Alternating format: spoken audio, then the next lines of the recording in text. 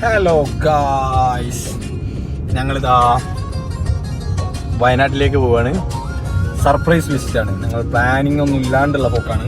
ഞങ്ങൾ കുറ്റ്യാടി ചുരം അല്ല എന്ന് കയറുന്നത്, ഒരു വെറൈറ്റിക്ക് വേണ്ടി താമരശ്ശേരി ചുരം കയറിയിട്ടാണ് പോകുന്നത് കേട്ടോ. നാടൊക്കെ വിട്ട് പോവല്ലേ, അതിൻ്റെതായ കുറേ പ്രശ്നങ്ങളുണ്ടാവും.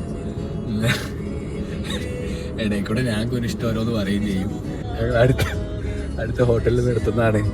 ഞാനിങ്ങനെ വിചാരിക്കുന്നുണ്ടായിരുന്നു ഗായ്സ്, വൈറ്റ് ഹൗസ് കയറാന്ന്.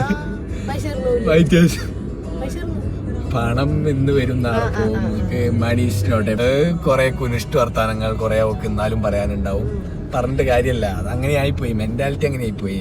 നമ്മളിപ്പോ ഇടയിൽ കൂടെ പറയല്ലേ, അന്നെനിക്ക് പ്രസംഗിക്ക്. നമ്മള് കലിപ്പന്നെ ഗായ്സ്. ഇവിടെ വഴിയരികിൽ ഒരു അരിനെല്ലി കണ്ടിട്ട് തിരിച്ചു പോയി വാങ്ങണം എന്ന് പറഞ്ഞിട്ട് ഫുൾ പ്രശ്നം ഉണ്ടാക്കുന്നു. ഇവിടെ ആണെങ്കിൽ ഒരു വളവും ബേക്കൊന്നും വണ്ടി ഫുൾ ഗായ്സ്. ഞാൻ പെട്ട അവസ്ഥയിലാണ്. എന്താണ് ഇതിനൊക്കെ വേണ്ടത്? നിങ്ങൾ തന്നെ പറയും. ഈ ഒരു മെന്റാലിറ്റി മാറാൻ നമ്മൾ എന്താണ് ചെയ്യേണ്ടത്?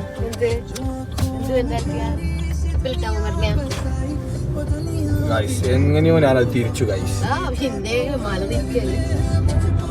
അതൊന്നും അറിയില്ല ഗായ്സ്, ഡ്രൈവിങ് പണ്ടാരത്തിന് അറിയാം, പക്ഷെ പറഞ്ഞിട്ട് കാര്യമല്ല.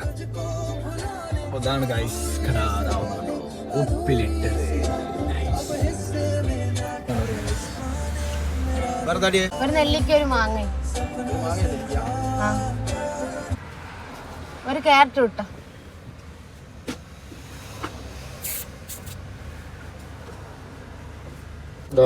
ആളുടെ മുഖം തെളിച്ചം വെച്ചത് കണ്ടോ നിങ്ങൾ?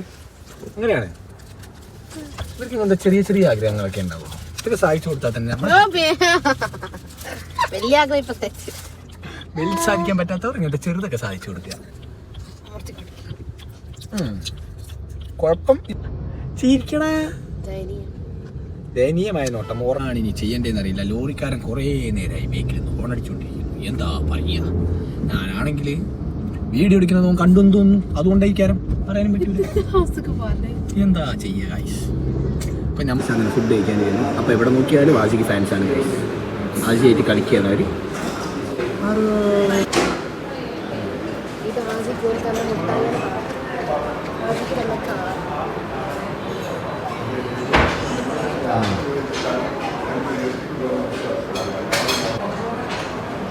അപ്പോൾ ഓക്കെ ഗൈസ്, ഞങ്ങളിതാ വൈറ്റ് ഹൗസിൽ നിന്നാണ് ഫുഡ് കഴിച്ചത്.